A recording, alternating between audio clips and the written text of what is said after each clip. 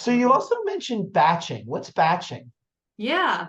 So batching, if you think about cooking a batch of cookies, right? You don't just cook one or two cookies, you make a whole pan of 12 cookies. So we also batch our laundry oftentimes. We don't do one little load. Actually, some people do, but batching laundry would be what I do on the weekends.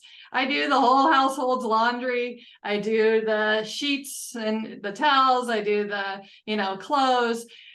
It's putting things together that are similar. So to apply that to an educational context, teachers, and what I found really effective was batching lesson planning.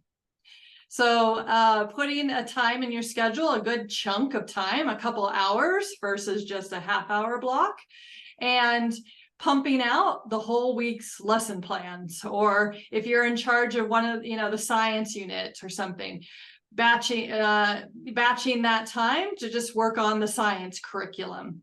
Rather than doing a little bit each day, you're taking a longer chunk of time and getting that one task done pretty much. So my lesson planning's done for the week. You'd be surprised of how many teachers, that you probably see this in your coaching too, just lesson plan day by day.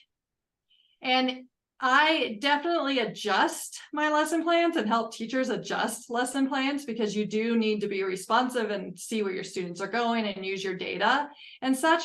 But if you have that skeleton 80% ready for the week during a batching time, it's super easy to make those little moves that you need to make to adjust things. But if you're coming up with a new lesson, the whole next thing each day, it's going to take you twice or more time than it would if you batched it and put it all together. Agreed. I